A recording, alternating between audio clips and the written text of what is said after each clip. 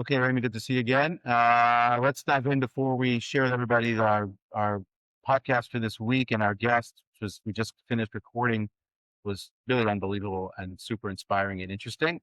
I'll save the details of it for when you actually start that. Let's dive in for a good of the week. Take it away. Okay, so I have a lot of like celebrations coming up that I'm super pumped about. I'm going to a Brit on Friday or tonight. Let me do this in chronological order. Uh, Going to my close friend's daughter's bat mitzvah tonight. Then I'm going to Brit on Friday on Sunday, and then I have two weddings in 2 weeks from now. One of which is my wife's brother, my brother-in-law. So like, not only am I going to that wedding, but I'm like, to a certain extent in the wedding. And I feel like I went a very long time without going to a wedding or another type of celebration, and it's nice. I'm looking forward to celebratory season over here in the Rubin household. That's good. Well, we're recording this on Thanksgiving on the U.S. side, so definitely to be appreciative and grateful for good things is rather appropriate today. So definitely good. Um, yeah, it's actually we usually do a big Thanksgiving thing in our Mm, house, not on Thursday. It's a new tradition here for people to do Friday night instead of right. Thursday night here because Thursday's a work day in this country on Thanksgiving Day. Shocking to all those who are not aware of it. So Friday night dinner has become turkey night. Ironically, this year, just the way the schedule worked out, some of our kids aren't home this weekend, and a family who usually joins us isn't available this weekend. So we actually pushed it off a week. So Thanksgiving for us is actually next weekend. To tell you how funny that is, the butcher reached out to me last week, unsolicited, but he knows the calendar and whatever. And he texted me, he goes, "Do you need a turkey for Thanksgiving next week?" I actually said, "I actually need a turkey for the week after." And he wrote back, "What?" So I explained to him that Thanksgiving this year has been pushed off by a week in our home. So I need the turkey for the week after. Is that still possible? So he said, "Yes, it's still possible." And so we're doing Thanksgiving next week, but it's really, and the level of the tradition of it in our house very much comes from my wife and her family more than my family. Although I think we did something growing up more than just watch football, but yeah, so we have a big Thanksgiving next week. My good of the week this week is not professionally related, and I'm not proud, but I'm going to share with you anyway, is I've gotten super into like AI music. You know anything about this? Yeah, the Suno is the app that I've toyed So around Sugar with. is the app, right? Which is super interesting and amazing. But I started to like listen to music that is not made by humans, right? Okay. So, and someone started putting out cover songs of like some of the best rap songs or whatever it is that are out there in like a very different style, but you can never get anyone to sing like that. And so they put them out, like, for example, I think the best one I've seen was like an Eminem song, a song called Lose Yourself, which is not a song that a lot of people necessarily would listen to as a rap song, but as an AI soul cover of it, it's amazing. It's like the 90s version of Eminem singing the song. And you could actually listen to it, and it's like really good. And what's even crazier is the quality of the voice, which is all fake and digital, right? Is so good because it's fake and digital that it just you're able to listen to the words and like I'm going to recommend it out there. You can all think I'm crazy, whatever. Super interesting sort of thing that I really enjoyed listening to is AI soul covers of some of the best songs. Now, admittedly, when they start, when the language starts to go south and it gets all cursy on me in an AI soul version in the 1950s, it's a little weird sounding to me, but I'm willing to accept that for the sake of the quality of the AI that's involved here, and it's only getting better. Um, and if that person existed in real life, man, they'd be rich.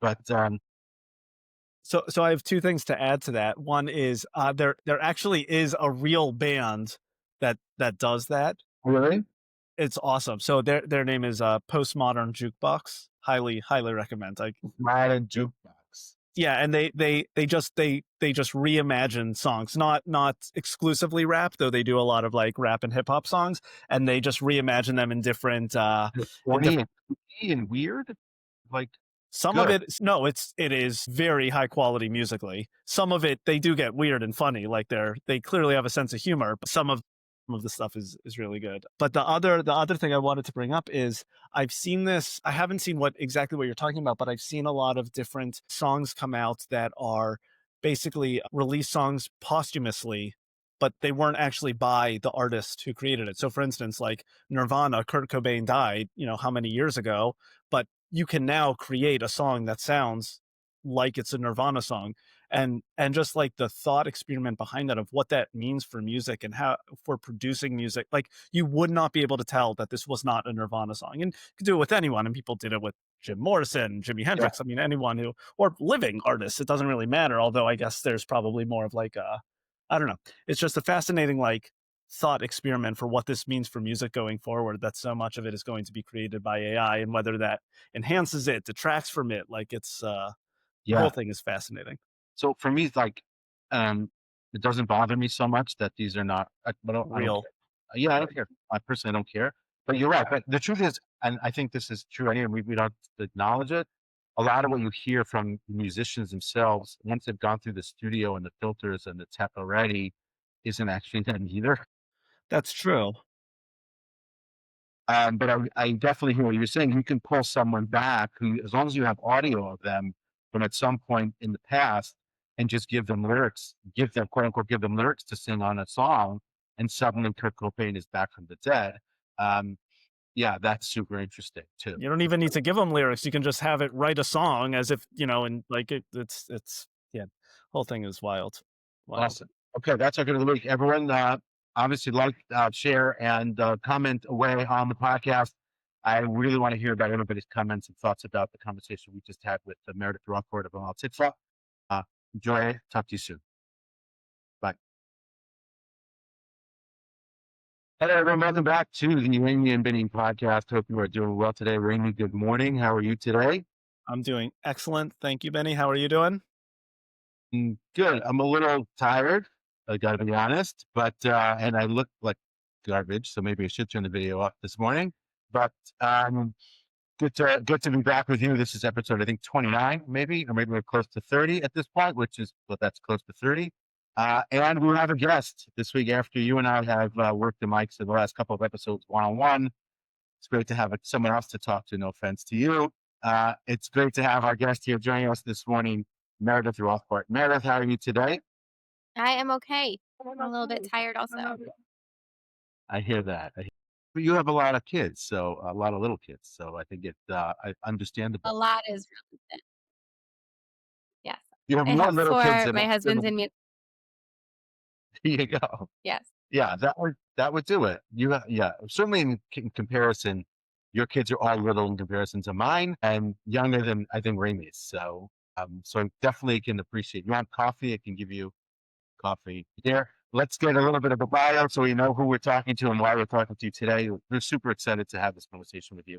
Meredith Rothbart is the co-founder and CEO of Amal-Tikva, an organization that Ramy and I both have worked with in the past. They spent 15 years, 15 years working with Israeli and Palestinian communities to strengthen the peace building field. She's spoken everywhere, from the U.S. House Committee on Foreign Affairs to the UN Security Council. That one I remember watching. And she brings a grounded, thoughtful voice to incredibly complex space. I'm not sure there's another way to describe that.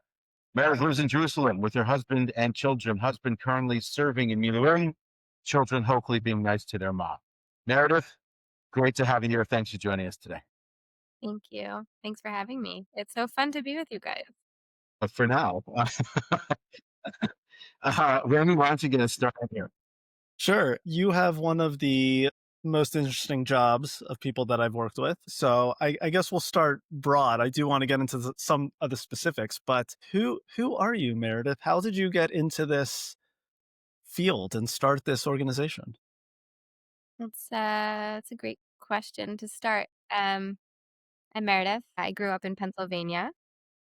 I grew up in a Jewish community, Jewish day school, Jewish summer camp, Jewish youth movement, Jewish everything, like a typical small town girl. My family was super engaged in the community and the federation and the synagogue and the sisterhood and adult education and the JCC and the value of making the world a better place and being a community leader and trying to do to serve the community with your talents and your unique abilities was always a priority and a value and very clear. And I always knew that was what I wanted to do. And it was just a matter of finding my unique way to do it, just as everyone else was finding theirs.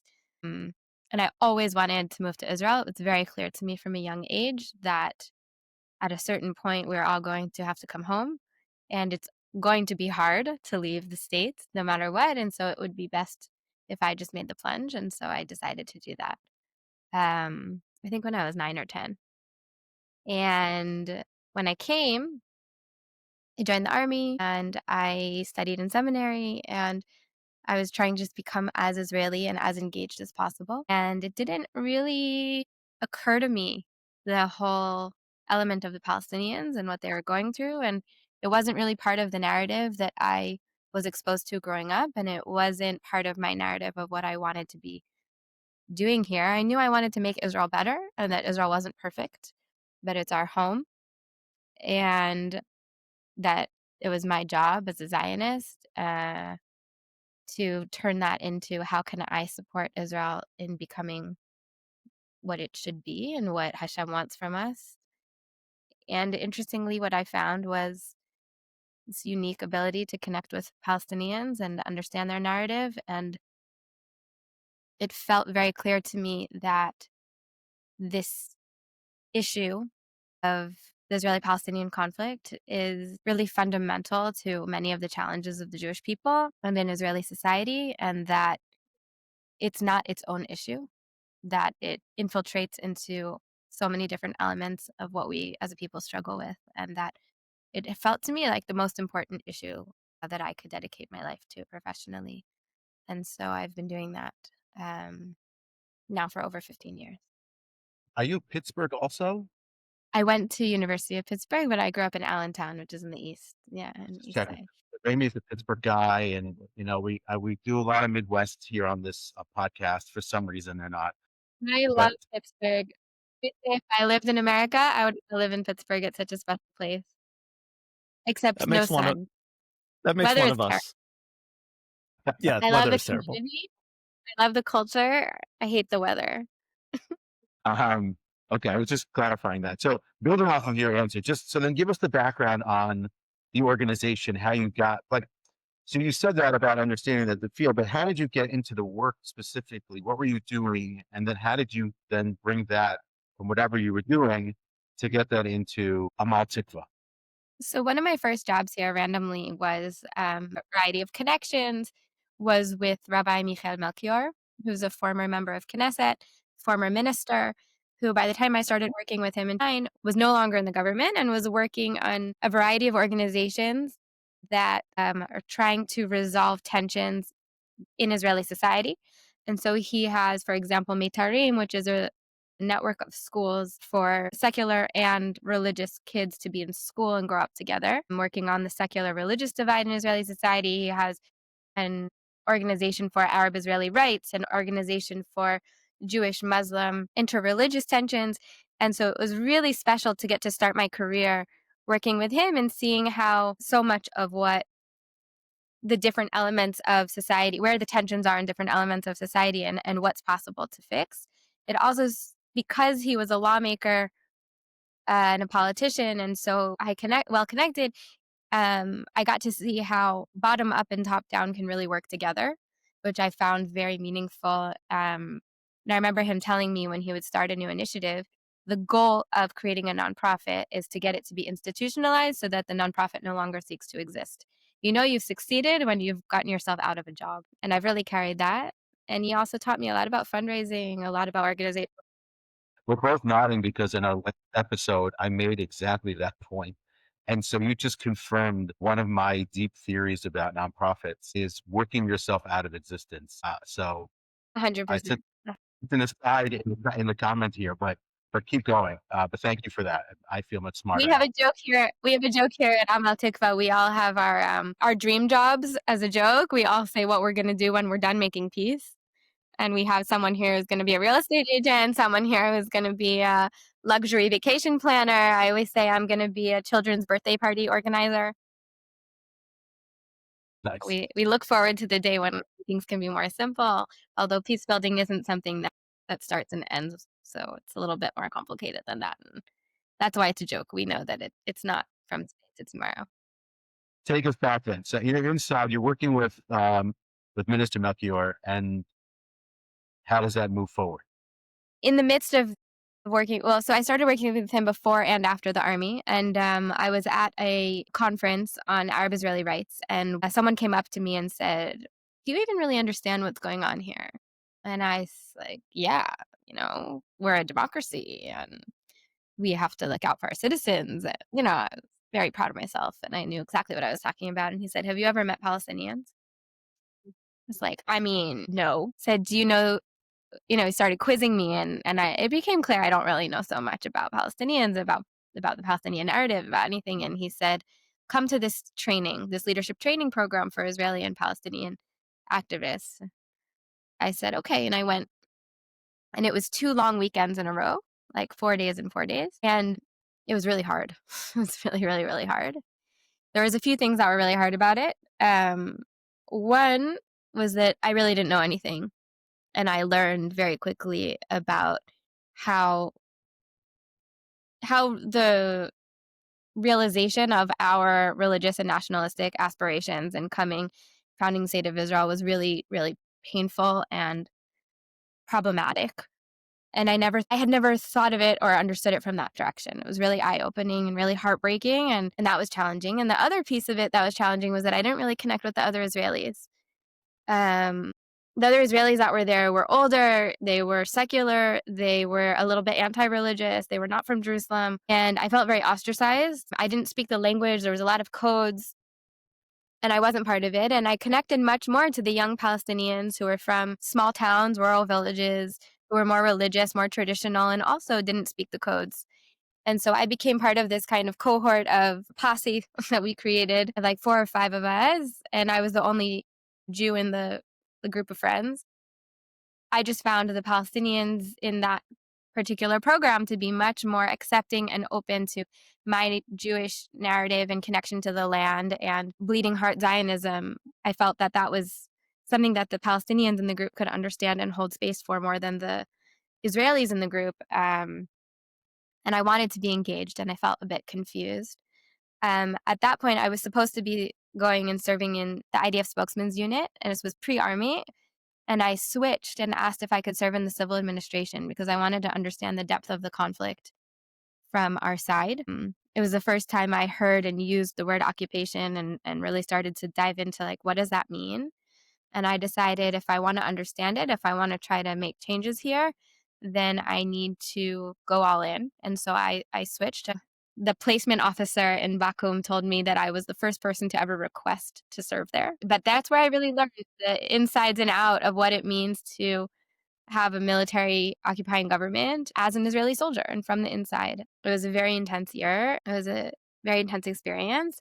And I came out of it with a lot of clarity that I strongly considered going to officer school and trying to stay in the system. And I really believed that my officers and the people I was working with there wanted to do their best to create a situation that was better. I really thought there was good people who were trying to do the best they could with a bad situation. But I didn't feel that I personally, my unique effort, skills, added value to the situation would be best served within the system. And I felt that joining the NGO side would be a better use of my skills and experience and added value. And so I studied international development and community development at Hebrew University. I did my internship in Kids for Peace, which is a youth movement for Jewish, Christian, and Muslim children. They told me, I don't know if you want to do your internship here. There's no, potential job after. There's no career growth. This isn't like a great platform for you grow professionally. And I just knew that was where I wanted to be. It was such a special place. After a few years, I did end up becoming executive director. And during my time as executive director, I basically experienced every single thing that could go wrong with a nonprofit organization and resolved a lot of it. Thank God.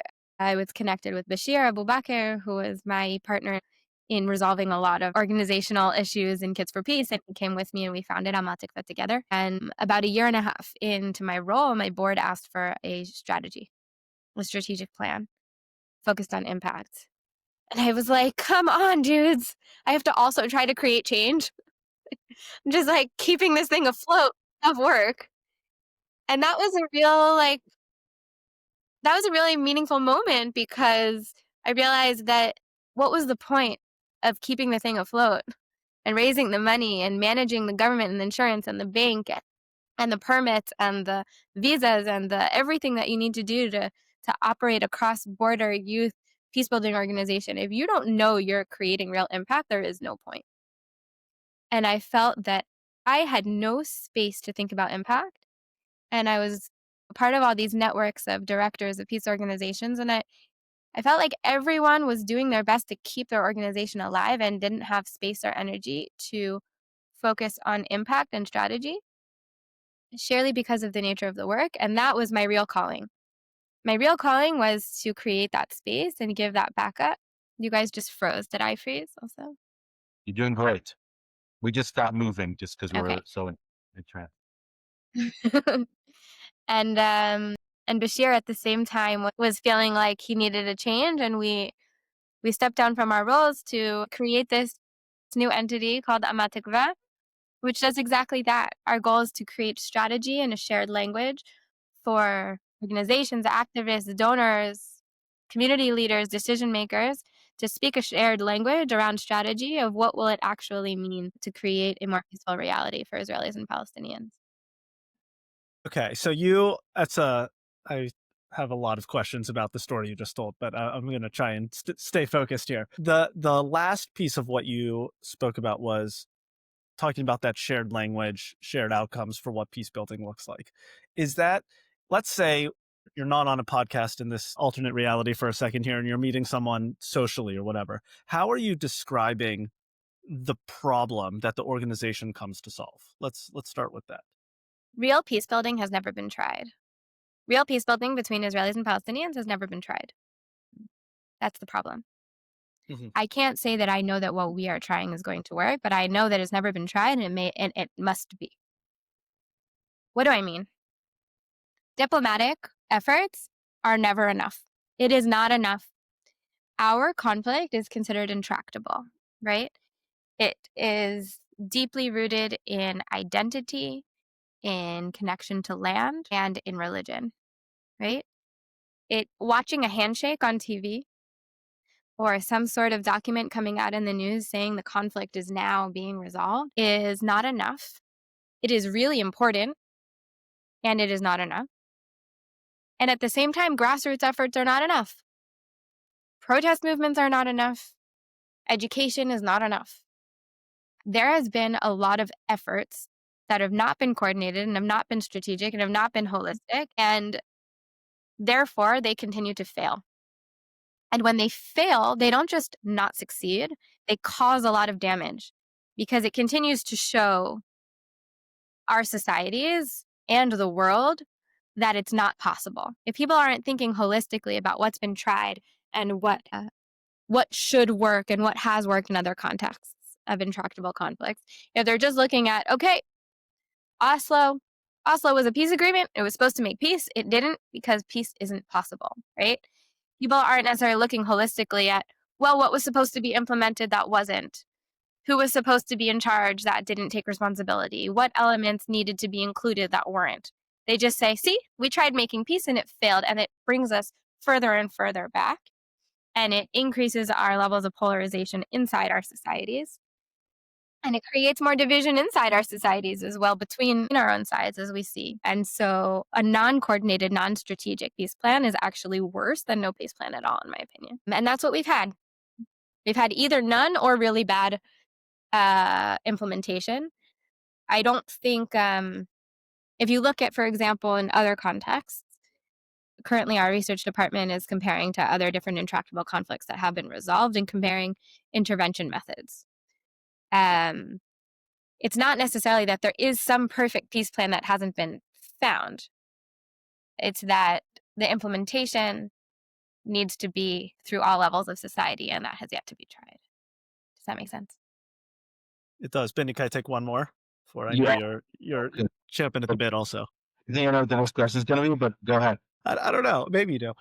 Okay, so my question is this: when you set out to solve this problem, I'm thinking about this less from a political perspective at this moment, and more as just a nonprofit leader.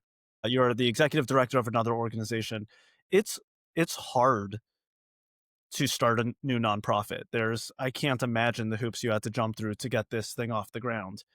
Did it occur to you at any point to try and solve this within an existing framework or structure before you landed on the route of starting a new organization and trying it sort of on your own with a partner, but Yeah. on your own? Yeah. So the first year and a half or so, Bashir and I actually worked through his private consulting company, and we weren't leaning toward the concept of a nonprofit. I would say that the main reason I didn't like doing it in a for-profit capacity was I felt that when NGOs or donors were paying for your time, um, there was this dynamic in which you owed them, right? And so especially with the organizations, I felt I had less authority to help them really become strategic, that they really wanted to, if, every hour they were paying for of our time, they wanted it to be used in the way they wanted it, and there were deliverables they were seeking, and we owed them. And I felt that if we transition to this model, if they apply for the program, they get accepted, and it's more of a carrot and stick, that if they're really showing that they want to be more impactful, that it's worth it, and they stay in the program and they have access to more funds, then I have more authority to really get them to listen. I'm not handing them deliverables. They are creating them themselves. Instead of giving a man a fish, we're teaching them to fish. And I think that that's much more sustainable. Before starting, I approached many other partners in the field. I tried with ALMAP, the Alliance for Middle East Peace, with New Israel Fund, Social Venture Fund, and our agency task force, a lot of organizations that are doing really phenomenal, similar types of work. Nobody felt this was really on mission or on point for them, but I, through those meetings, got a lot of mentorship from some of the leadership in those organizations who were very encouraging of creating our own entity and supportive. Some of them are on our board today. And the truth is, because Bashir had so much bureaucratic and financial experience in the creation and management of nonprofits, it actually wasn't so many hoops. It was relatively simple, at least on that end. And I'm very fortunate to have donors who have been invested from the beginning. Can you talk for a minute here before I get into the question I was going to ask, just because you've talked about him a couple of times, talk about your co-founder a little bit, because I don't think, I think it helps give a wider understanding and picture of what your organization is, what you talk about, because you talk about who you are, but talk a little bit about who he is. And I think that gives just a different picture about how this organization works. Sure. So Bashir, he has been working with us now for about a year. He stepped out. He's a businessman, an accountant, does financial planning and management for about 10 years, was in the business world, and then moved into nonprofit. Now he's back in the business world, but he is on our board, significantly less engaged in the day-to-day. But his whole view is that around organizational management is that there's no difference in managing an organization to managing a business. It's just that the profit that you're seeking is impact instead of profit. And in terms of level of organization, level of functioning, level of professionalism, it should be the highest level of excellence, the highest level of transparency and integrity in all elements of financial management and operations. And it shouldn't be that because we're, a charity, because we're trying to do good, that we somehow can slack in terms of our professionalism and integrity and excellence, and that all of those elements should be smooth. And if those elements are smooth and high functioning, then we can really focus on what matters. And so when we founded Amal-Tikva, we were consulting just the two of us as a team. We began with 4 organizations and we were the main consultants.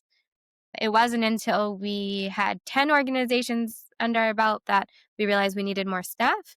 And I don't think it was until we had maybe more than 15 organizations that we trained more of our staff to be consultants themselves.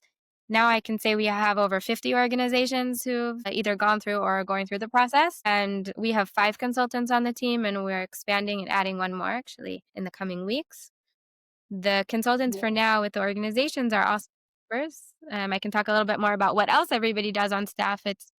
It's not their only job. Just like I'm the CEO, I'm also a consultant, and same with most of the members of our team.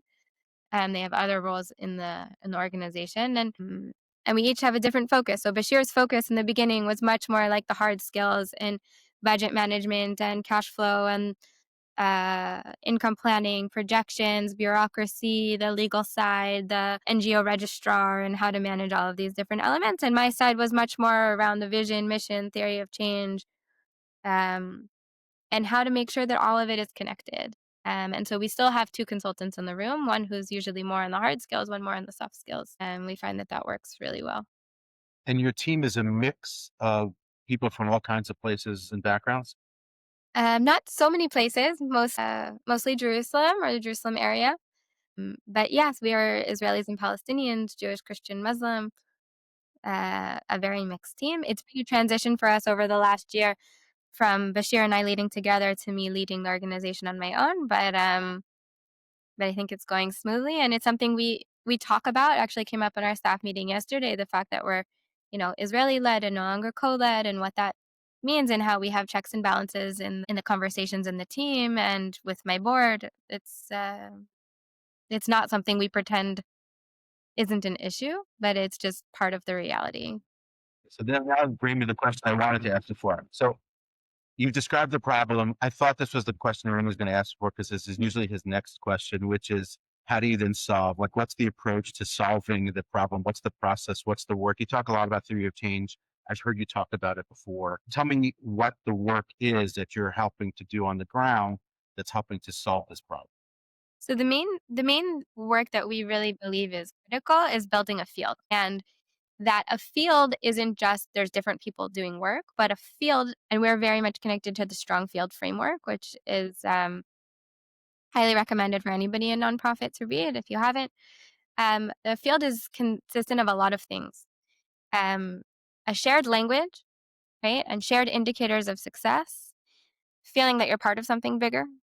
There's a lot of elements that are critical and that hasn't existed in our space. And so we do consulting through our Field Building 360 program with organizations. And we also do leadership training around skills, professionalism, peer support, and burnout. The main reason for that is that working in this space is very complicated for a variety of reasons. And most of the people who are working in it are affected by the conflict, right? We are Israelis and Palestinians, and we are suffering in different ways, and it is really challenging. And it shouldn't be taken for granted that everyone who comes to do this work is coming with a lot of baggage about the other and needs a lot of support in order to want to stay in this space. Another big issue in the field is that without shared indicators, each organization or each donor would come and say, what we were trying to do is resolve the conflict. We are trying to end the occupation. We are trying to create peace.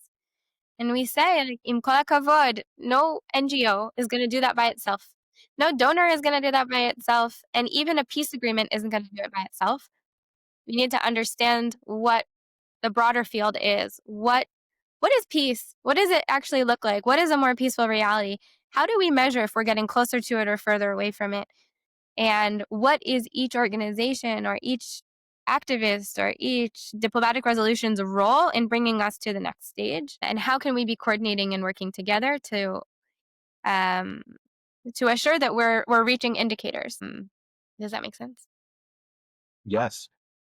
Then what's the part of that that, like, I mean, that's all hard, but like, what's the hard in the work? Is it the relationships? Is it the baggage? Is it just that, that it's going to take weeks and months and years to get through some of this stuff?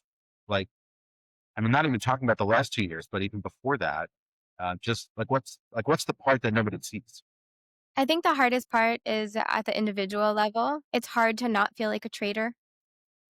It's hard to hold space for the other side when the other side is your enemy and also the people that you need to be working with to create change. It's hard to come in with the last 2 years, it's just hard to come in seeing the day to day.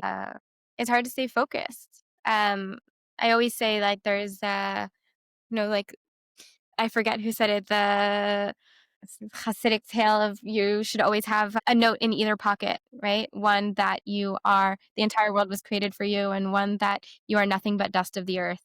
And I really feel that here. It's like some days I show up and feel like we are the most important entity holding together elements of what's being discussed in the negotiations. And we have, diplomats and politicians and religious leaders at the highest levels of conversations who, are connected and using to us and using our language and on the ground, and we're changing policy, and there's huge hundreds and thousands of people who we're affecting by supporting the work that the organizations are reaching. And some days I feel like, wow, I am a tiny nonprofit in Talpiot that nobody knows exists, and it matters zero. And why am I working so hard?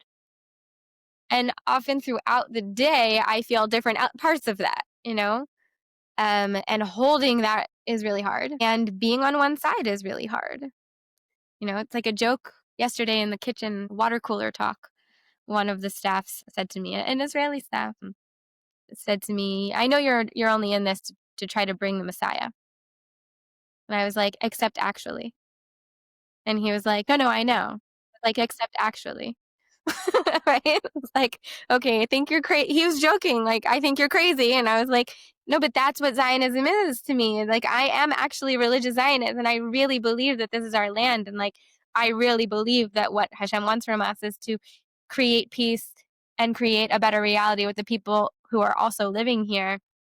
And that's what we need to do. Like, this is a third temple moment of, are we going to be excommunicated from our land or are we not?" And I don't say, let's go kill everyone and bring goats onto the Temple Mount. I say, we need to create a peaceful reality. We need to fix the divisions in Am Yisrael. Like, that's what we need to do. And people look at me like, I can't tell if she's joking or not. She works in peace building. So how do you deal with that? How do you deal with the pushback, the doubt, the jokes? And sometimes, as you indicated, that's going to come externally, and some of the things you said sound like they also come internally. So how do you deal with that? I mean, we have added over the last year and a half an element into our work, which is very focused on becoming trauma-informed, trauma-sensitive, and trauma-responsive. And that is at the individual level, at the management level, program and facilitation. Everything we do in our communications needs to go through a trauma-informed lens. And this is something we're also trying to institute into all of our leadership programs, and as well into policies and procedures and management. I can say for me, it's very complicated, right? Some of the hardest days in the conflict, and I'm not the only one on staff who has either family in reserves or have been in reserves themselves, and Palestinians who have family who have been killed, displaced, who are scared for their lives. It's very complicated. Arrested, family members arrested. And what we do is hold space for it. The day of the Bibas's funeral, we had a lot of meetings and things planned for that day, and none of the Israelis in here could function. And, two of my staff came in and said, maybe we should go home. I rolled out a yoga mat. We have Amal-Tikva branded yoga mats. We sat and we breathed we sat and breathed on the floor for 90 seconds. And then we cried for 5 minutes. And one said, I can do it. I can keep working. And one said, I'm going to go home.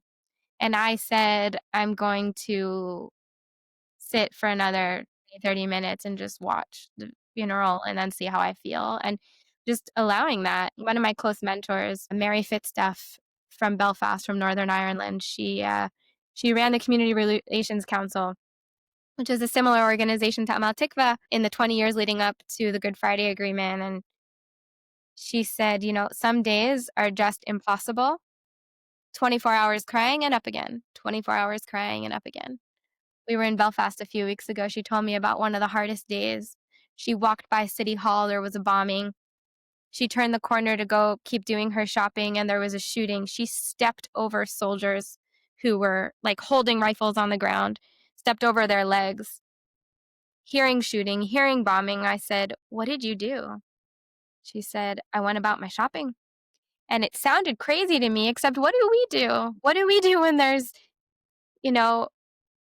terrible tragedies and there's violence and there's people, we order pizza and we feed our kids and we give them baths and we help them with their homework and we keep going 24 hours crying and up again. We just have to keep doing the best we can. In the beginning of the war, I told a lot of the CEOs that we work with, just give your staff space, give yourself space. If you're not the most functioning right now, just taking care of yourself, taking care of your team, just making sure that you're here in the long run is more important than being the most effective and efficient and productive in this moment. This is a long haul, and that's really hard. Yeah. And so on there, so it's going to be hard to talk about perhaps, but you were sort of heading in a certain trajectory, let's say, as an organization and the work that you were doing. And then October 7th hits. I remember reading what the Amal-Tikva had posted at the time. I reached out to you sometime after that. And how did that, I mean, obviously it changed a lot of things, but what did it change and how did it change you? Or did it feel like everything fell off a cliff? Did it feel like we're starting from scratch? Like, talk about that if you could a little bit. And then the Sure. trajectory that started. In the first few weeks, it felt really disorienting. I mean, my husband disappeared October 7th, and for an indefinite amount of time, I was alone with 4 kids under constant, sirens and rocket attacks and no school. I couldn't really think about work and how I was going to manage it or anything. We were just in shock. And I remember I got a text from Gary Mason, also from Belfast. He was very active for many years leading up to Good Friday Agreement and very critical in the days and in disarmament with Sinn Féin. And he was, you know, still very active in keeping the peace there, and he's supporting here. And I said, Gary, I don't think I can be a peace builder anymore. And he said, you don't have to today. You can just be a mom today. I was like, oh, what a relief. When do I have to be a peace builder again? He said, let's talk in 2 weeks. I was like, 2 weeks? On October 7th, 2 weeks felt like a million years away. I said, I can have 2 weeks? Yeah. Give yourself 2 weeks. Okay.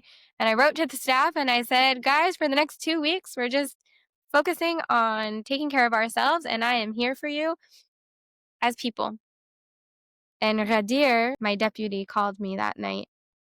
Bashir called me that night and said, I'm going to the supermarket. Do you need anything? Because that was Bashir. Practical, functional.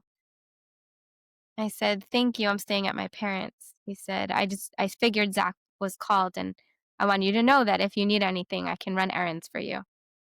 That's his way of support.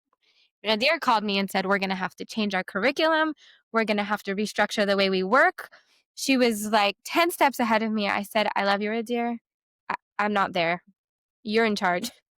If you're thinking of that, that is great. I'm not working. I'm taking care of myself and my kids and the staff and anyone who needs. I said, all I want to do is we'll divide up the list of all of our participants and check in and see how they're doing. Tell them we're here for them personally. And in 2 weeks, we'll meet in the office and make a plan. That was how we got started. And in the beginning, it was really hard. We weren't sure how to work together. And I decided we'll just order lunch every day and sit and eat together. And we had just moved offices, and we built the furniture together because IKEA delivered, but then we didn't have somebody to put it together. So we put it together ourselves. It's actually quite therapeutic. And we started to just talk and think and figure out, how can we support the NGOs and how can we support the activists and how can we communicate with our donors and help the NGOs speak to their donors and how can we help, the track 2 negotiators and the track 1 negotiators and the people that are coming to us. And we mostly were just holding space.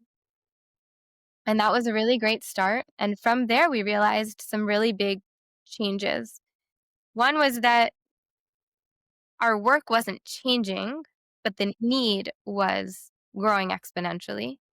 The level of people who are coming to us at this point was much higher stakes, much more important, much more engaged, much bigger potential, bigger impact. I think I said higher stakes.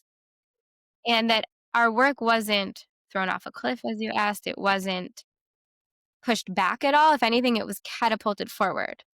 We had been experts in this field before, but no one cared because no one wanted to talk about it. If you look at the bajillion elections we had in the years leading up to October 7th, the Israeli-Palestinian conflict wasn't even a platform issue. Not for the right, the left, the center, anybody. Nobody wanted to talk about it. And suddenly everyone's looking around saying, who knows about this stuff?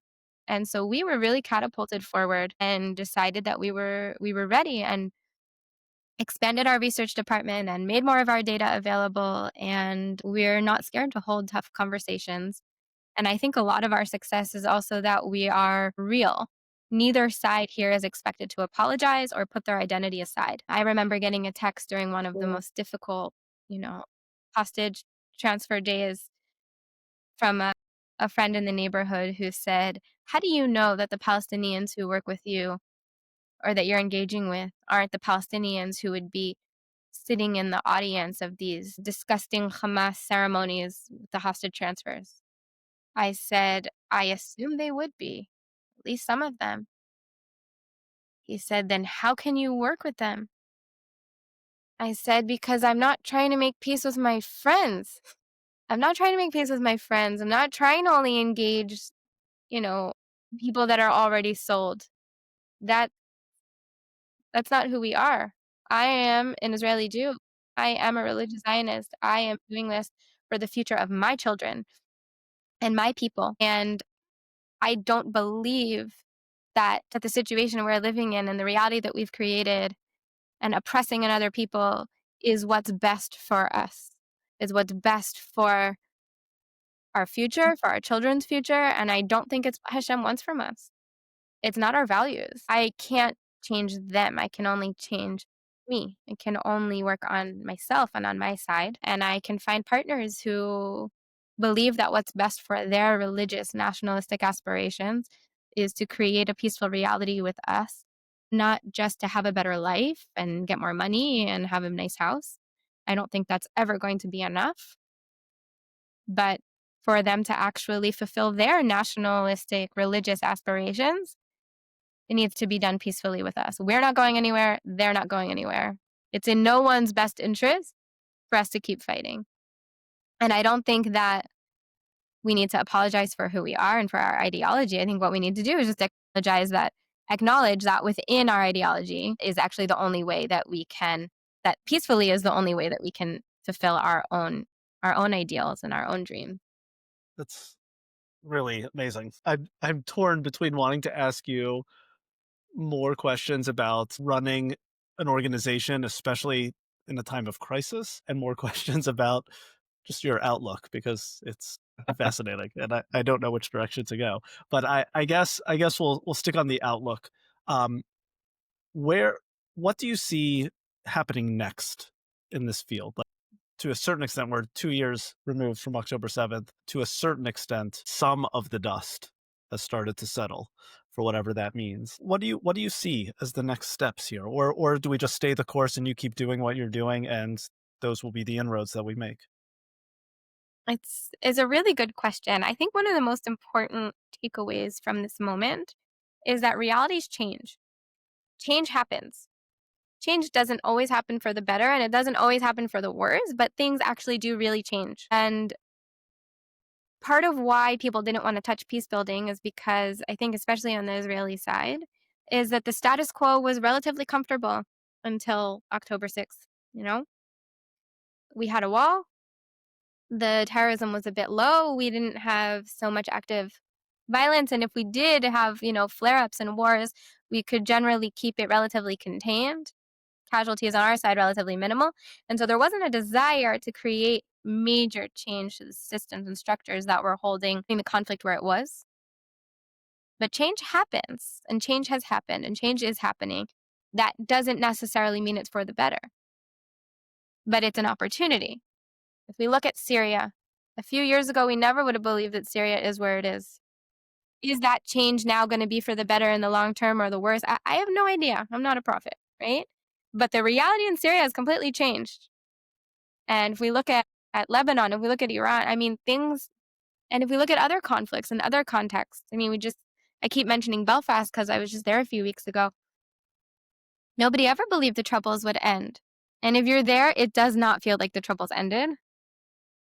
I mean, the pain and the hate between the two sides is tangible, and yet they are not killing each other, and it is not violent. To envision us getting to a place where we can quietly still hate each other if we want, but at least this civil society infrastructure in place exists for there to be security and justice.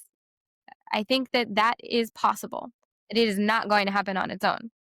So we need to lean into the fact that everything is changing and can change, and that it's not going to necessarily be positive unless we decide we want it to be.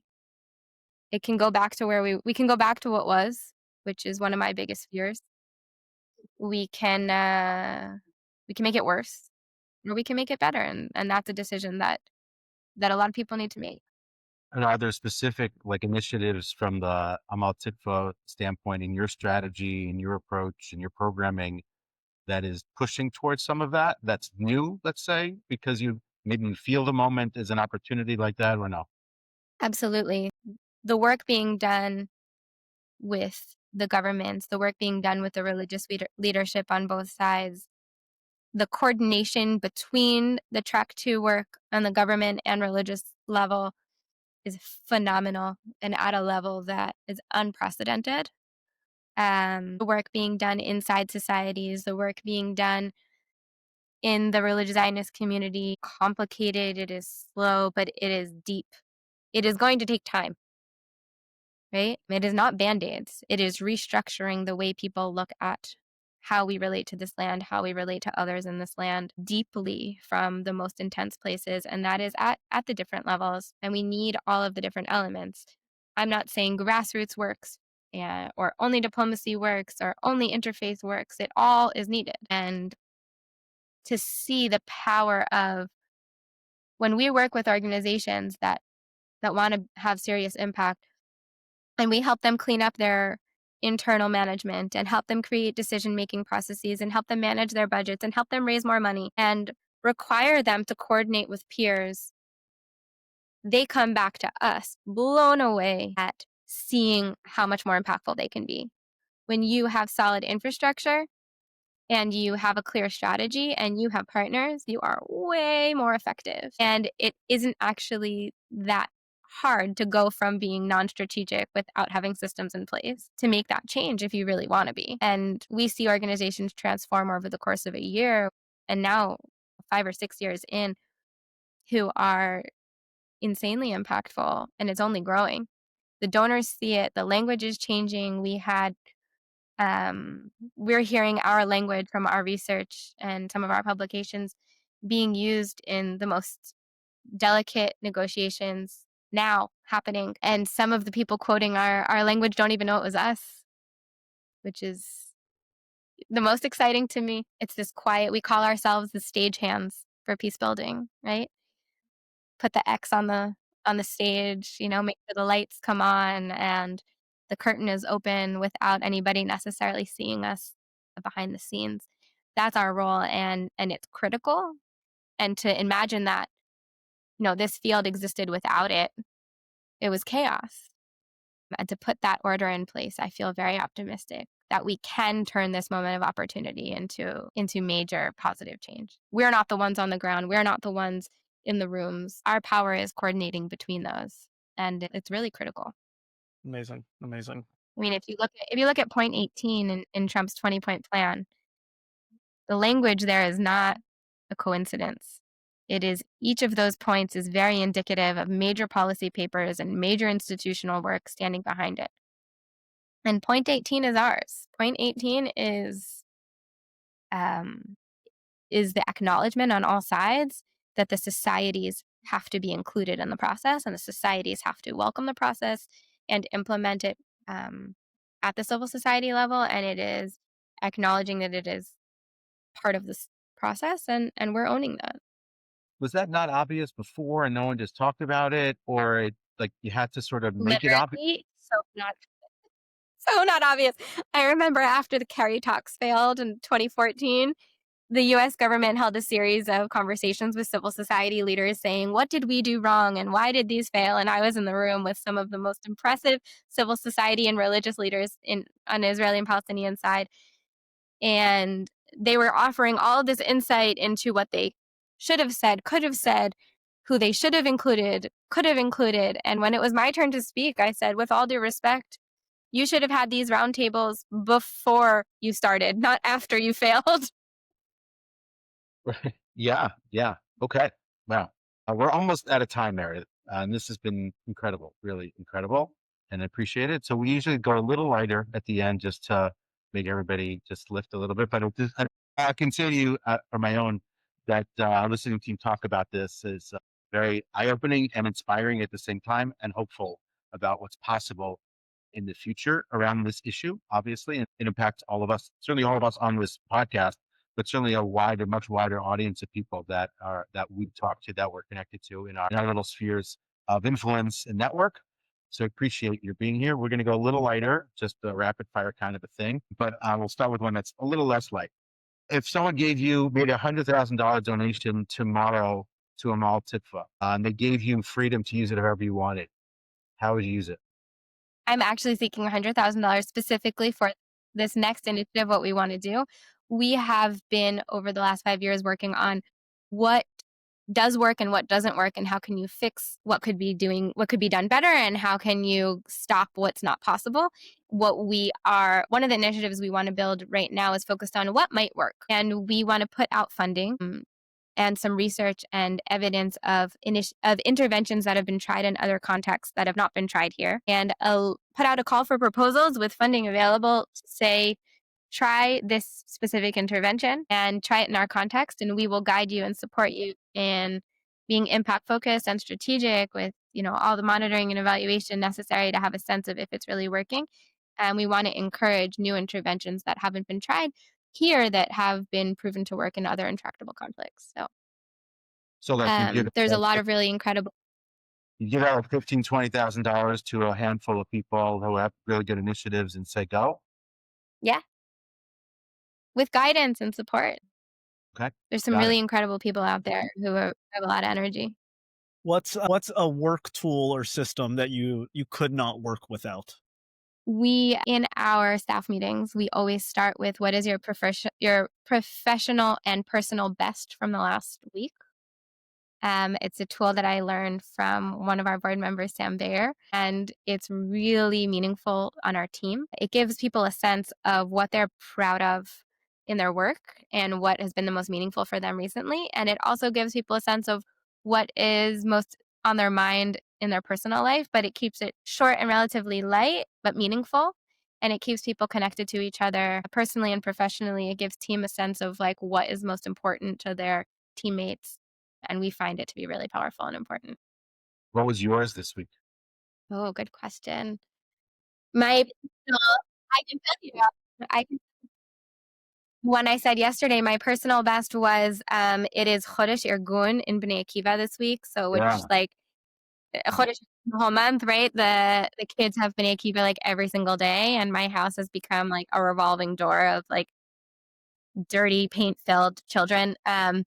And the other night I had more kids than I would normally want to have on like a random Monday for dinner, and they just kept showing up, and I just kept adding more pasta into the pot and feeding them, and I just felt like that is kind of annoying and my house is disgusting and there are just more and more kids showing up, but like, is there anything really more beautiful than being able to just keep adding more pasta to the pot to feed these kids? And that felt really meaningful.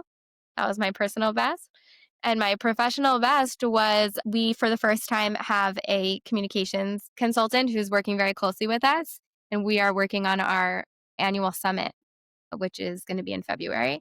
And instead of us like laboring over the language of how can we inspire and get the community to come, we told her like what we're thinking for the summit and could she draft up invitation language. And it is phenomenal. It is way better than anything I ever could have come up with. And it was so easy to just spend a few minutes sharing with her what our vision is and then getting an incredible draft back instead of, spending hours and hours and it not being nearly as good. So it was great. Awesome. Okay, what's a word that exists in the field that you would prefer to get rid of? Like a That's a buzzword, a great term. question. I think it's not even get rid of what I want to, I really want to reframe the word peace. Okay. It's become a dirty word in our society. It's become a synonymous with giving up who you are and apologizing. And it's become synonymous with something that is not possible, is not real, is fluffy, and is negative. And what I want to do is reframe it and reteach it that peace is a better, less violent reality. It is not kumbaya and eating hummus together and pretending everything is fine. It's real, and we can redefine it and set indicators and set goals and set a timeline. Just change what we're aiming for, because if it's us all sitting around and being best friends and singing kumbaya, then that's never going to happen. But if we reframe it to something much more attainable, then we can set our indicators of success, measure it, and achieve it much more realistically. Got it. Good one. Amy, any Awesome. more? I like this one because I'm whatever you answer, I will consume it. But best book that you've read in the last year, if you're not a reader, best podcast you've listened to, if you're not a listener, then movie, like best thing that you've enjoyed, professional or personal. I think I mentioned Mary Fitzduff, a very close mentor of mine and of Amal-Tikva's. She put out a book this year, or maybe last year, a few years ago, I don't remember, but she gave it to us this year, and we just ordered a few more copies, called Our Brains at War. And she's a neuroscientist and psychologist and an expert in conflict resolution. And the book was really, really helpful in just understanding the way that war actually affects the way people think and the way people operate in a really tangible, simplistic, easy to understand, and yet scientific way. It helped me in terms of my parenting, in terms of the way I support my husband when he comes home from another round of reserves, and coming down from that transition of being a soldier to being, a civilian. And also in my work, I highly recommend, I think everybody in our society should read it. Our Brains at War by Mary Fitzduff. Awesome. Okay, last one. Ready? You have dinner planned. You get to invite 3 guests other than your husband. Who's coming to dinner and why? Right now, who do I want to have dinner with? Wow, that's really interesting. Dead or alive?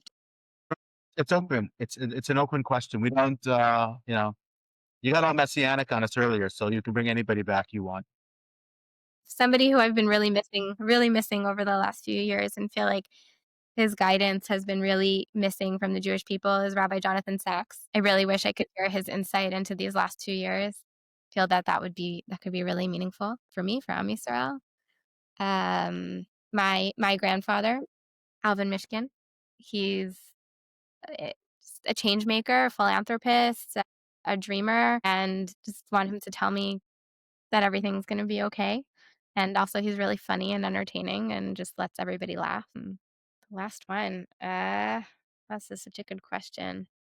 Maybe And stop it Mary. too.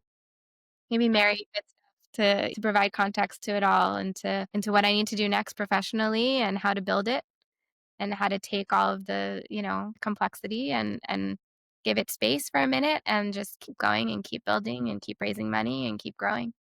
Okay. Thank you. We're going to link to the Amal-Tikva website for anyone who wants to learn more about the field. Separately, I'll ask Meredith if there's any other links or websites or places that people can go to learn more about the field and the work that you're doing. Meredith, thank you so much for joining us today.